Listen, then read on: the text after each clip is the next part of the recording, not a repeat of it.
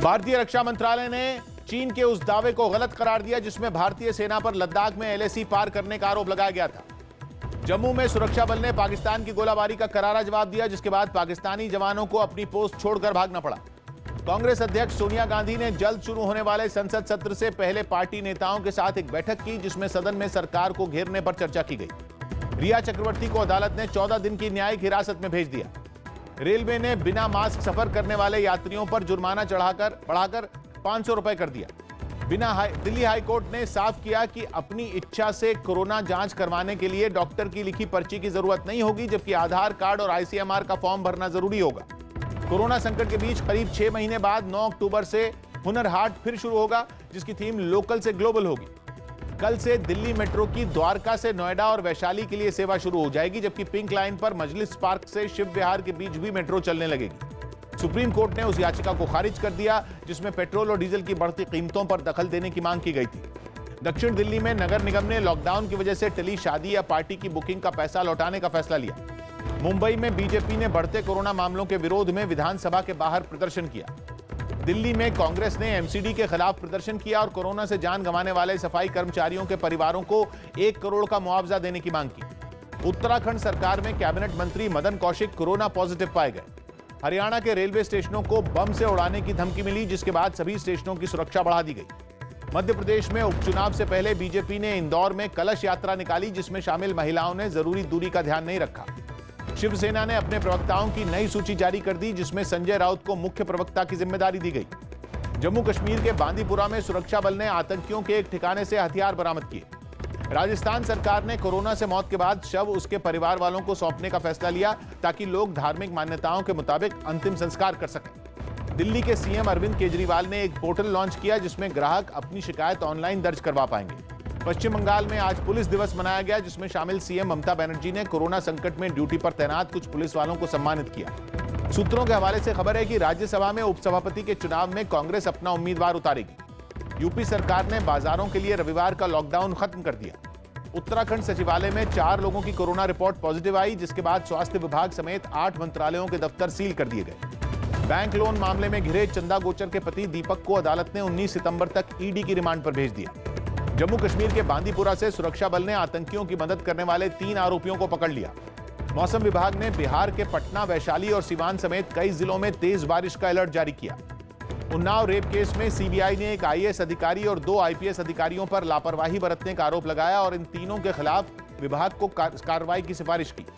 केंद्रीय मंत्री धर्मेंद्र प्रधान ने रेल मंत्री पीयूष गोयल को एक खत लिखा और ओडिशा से गुजरात, कर्नाटक और महाराष्ट्र के लिए श्रमिक स्पेशल ट्रेन चलाने की मांग की, ताकि मजदूर काम के लिए लौट सके। सीएम योगी आदित्यनाथ ने भ्रष्टाचार के आरोप में घिरे प्रयागराज के एसएसपी अभिषेक दीक्षित को निलंबित कर दिया।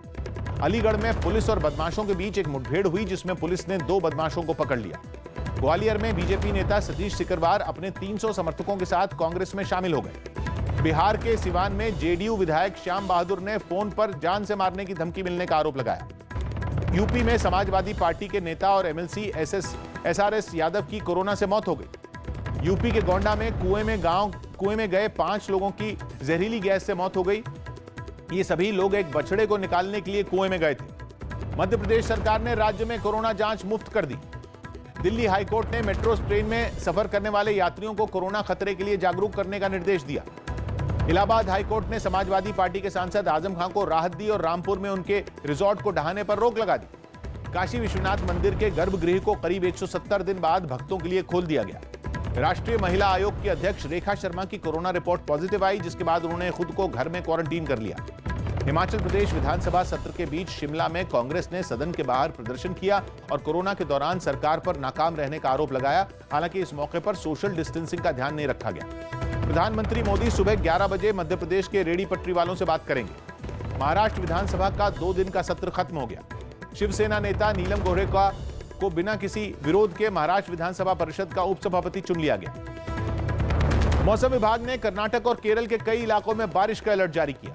मुंबई के धारावी में पुलिस ने 35 किलो नशीले पदार्थ के साथ 4 लोगों को पकड़ लिया। तेलंगाना विधानसभा ने पूर्व प्रधानमंत्री नरसिम्हा राव को भारत रत्न देने की मांग की और इसके लिए एक प्रस्ताव पास कर दिया।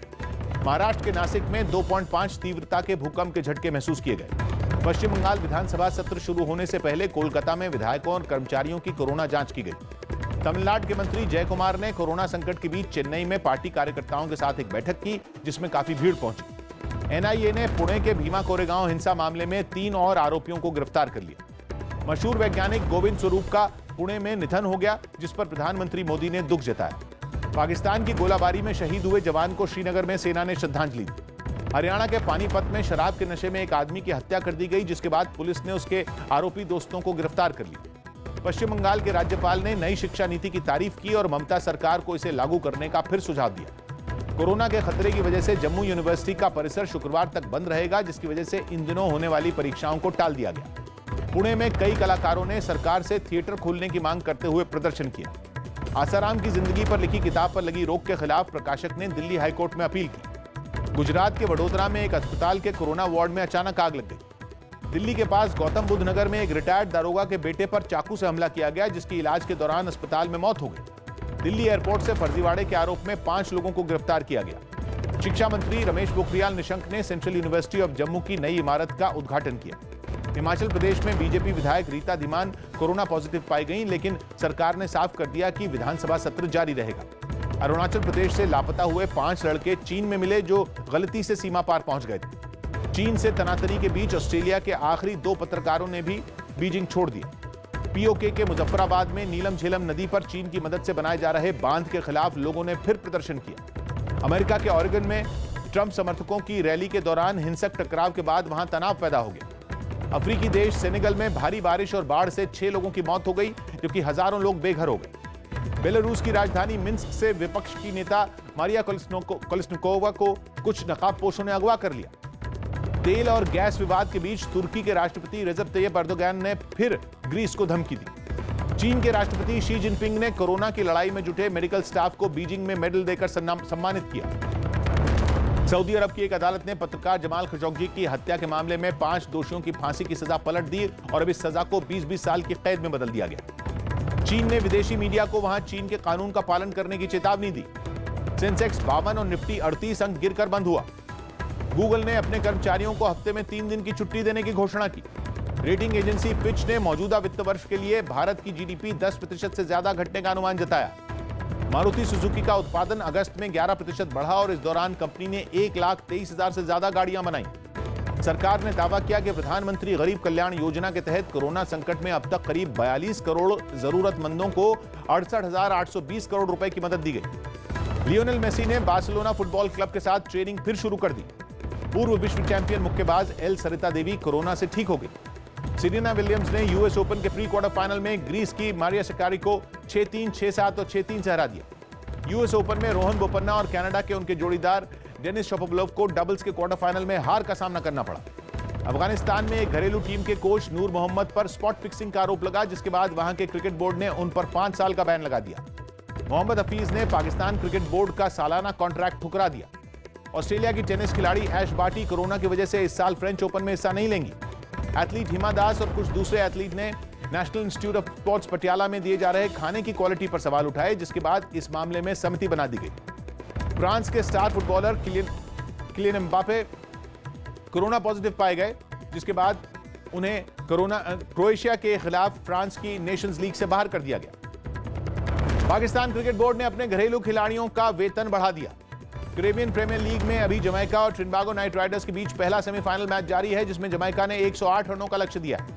कैरेबियन प्रीमियर लीग का दूसरा सेमीफाइनल देर रात 3 बजे गयाना और सेंट लूसिया जुक्स के बीच खेला जाएगा। स्पेन के राफेल नडाल अगले हफ्ते इटालियन ओपन में फिर टेनिस कोर्ट में वापसी करेंगे। द्रोणाचार्य अवार्ड विजेता athletics coach Virender Punia corona positive पाए गए। वो पूर्व डिस्कस थ्रोअर और राजस्थान में कांग्रेस की विधायक कृष्णा पूनिया के पति भी हैं। मार्च में कोरोना के खतरे की वजह से रोका गया कैनेडियस चेस टूर्नामेंट दोबारा 1 नवंबर से रूस में शुरू होगा। महाराष्ट्र सरकार कंगना रनौत के ड्रग्स कनेक्शन के आरोपों की जांच करेगी, क्योंकि कंगना के दोस्त रहे अध्ययन सुमन ने एक इंटरव्यू में ड्रग्स से जुड़ा दावा किया था। तेलुगु अभिनेता जयप्रकाश रेड्डी का आंध्र प्रदेश के गुंटूर में दिल का दौरा पड़ने से निधन हो गया। कन्नड़ फिल्म उद्योग से जुड़े ड्रग मामले में क्राइम ब्रांच ने अभिनेत्री संजना गलरानी और उनकी मां को बेंगलुरु से हिरासत में ले लिया। एकता कपूर को दी जा रही धमकियों के बाद उनके घर के बाहर सुरक्षा बढ़ा दी गई। टीवी शो कहत हनुमान जय श्री राम में ऋषि मुनि नारद की भूमिका निभाने वाले संजय कौशिक कोरोना की चपेट में आ गए। अभिनेत्री सुरेखा सीकरी को ब्रेन स्ट्रोक के बाद मुंबई के एक अस्पताल में भर्ती करवाया गया, लेकिन हालत नाजुक होने के बाद उनके करीबी लोगों ने उन्हें आर्थिक मदद देने की मांग की। कोरोना के खतरे के बीच टॉम क्रूज ने एहतियात बरतते हुए नॉर्वे में मिशन इम्पॉसिबल 7 की शूटिंग शुरू कर दी और कैंसर के इलाज के बीच संजय दत्त ने फिल्म शमशेरा की शूटिंग शुरू कर दी।